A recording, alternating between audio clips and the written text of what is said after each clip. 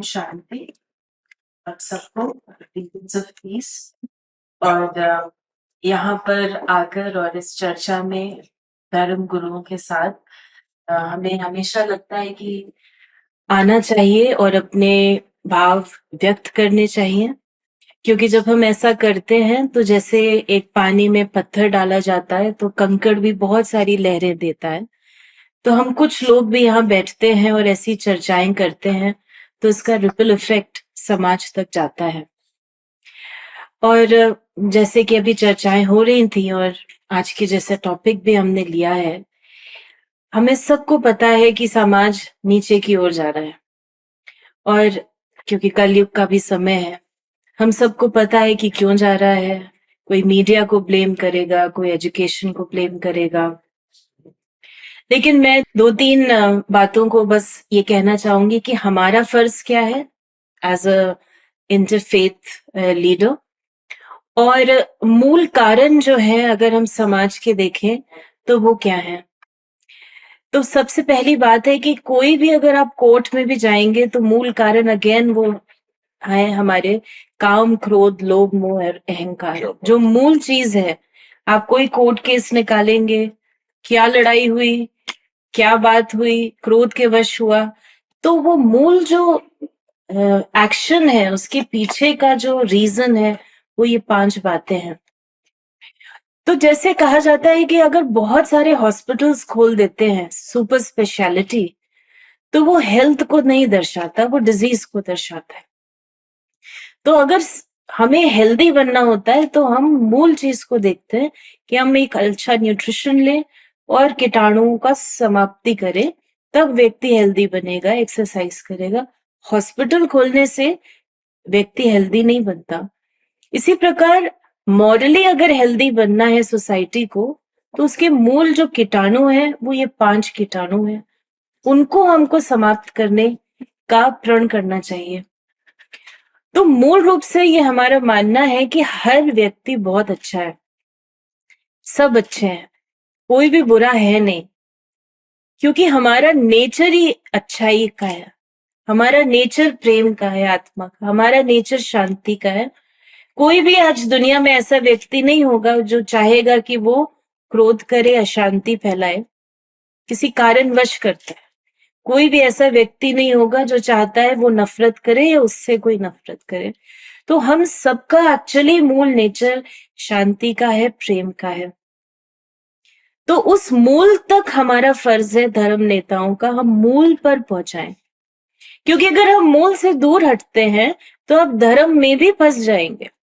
क्योंकि जो धर्म में भी आप स्थापना देखते हैं, हर एक धर्म का जो मूल है वो बहुत शुद्ध है, लेकिन जहां पर वो धर्म स्थापक जाते हैं उसके बाद अलग अलग उसका इंटरप्रिटेशन हो जाता है। लेकिन मूल रूप से अगर हम सोर्स को पकड़ेंगे तो हम समाज की इन बातों को समाप्त कर सकते हैं।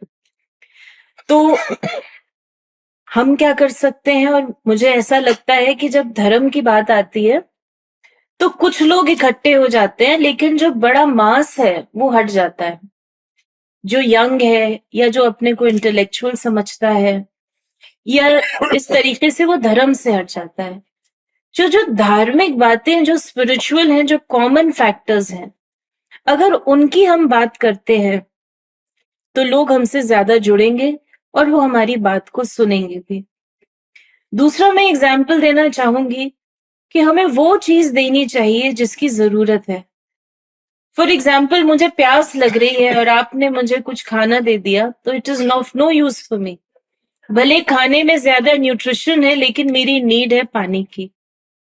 इसी तरह आज इंसान जो नॉर्मल आदमी है, मैं फैक्ट ग्राउंड लेवल पर देखती हूँ, उसको सुनने का टाइम नहीं है, समझने का टाइम नहीं है, वो इतना बिजी है।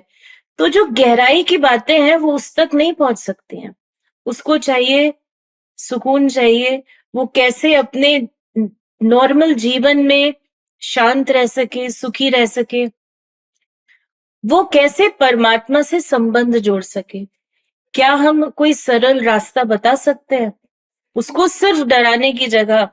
लेकिन उसको हम क्या सरल रास्ता बता सकते हैं कि ये तरीके से तुम अपने आप से जुड़ सकते हो, परमात्मा से जुड़ सकते हो।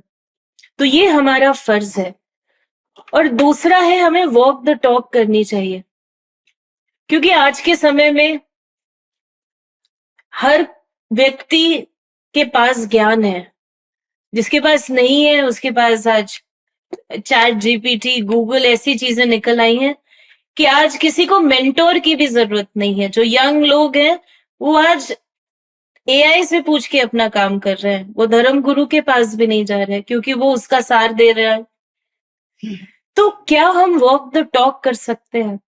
तो वॉक द टॉक का मतलब है, टॉक तो हम करते हैं और करना भी चाहिए, लेकिन हमारी प्रेजेंस और हमारा जीवन ऐसा बने कि लोग हमारी बात को सुने, जो हम कहें उसको वो फॉलो करें।